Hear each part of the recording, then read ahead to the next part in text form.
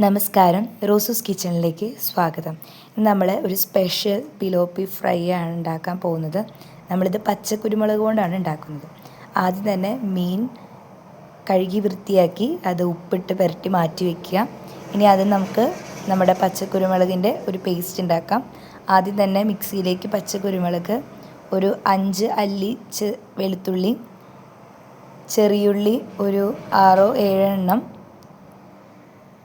ഇനി നമുക്കതിലേക്ക് ആവശ്യമായിട്ടുള്ളത് ഇഞ്ചിയാണ്. ഇഞ്ചി ചെറിയൊരു കഷ്ണം ഇഞ്ചി. ഇതെല്ലാം നമുക്ക് നന്നായി അരച്ചെടുക്കാം. നല്ലൊരു ഫൈൻ പേസ്റ്റായിട്ട് അരച്ചെടുക്കാം. ഇനി നമുക്ക് നമ്മുടെ മീനിലേക്ക് ഇത് തേച്ച് കൊടുക്കാം. ഒരു അരമണിക്കൂറോ 1 മണിക്കൂറോ ഇത് മാറ്റി വയ്ക്കാം. ഇനി ഇത് നമ്മുടെ പാൻ നന്നായി ചൂടാകുമ്പോൾ അതിലേക്ക് വെളിച്ചെണ്ണ ഒഴിക്കാം. വെളിച്ചെണ്ണ നന്നായി ചൂടാകുമ്പോൾ നമുക്കിതിലേക്ക് നമ്മുടെ മീനിട്ട് വറുത്തെടുക്കാം. ഇതൊരു വളരെ സ്പെഷ്യലായിട്ടുള്ളൊരു ടേസ്റ്റാണ് പച്ചക്കുരുമുളക് ആയതുകൊണ്ട്. സോ എല്ലാവരും ട്രൈ ചെയ്ത് നോക്കാം.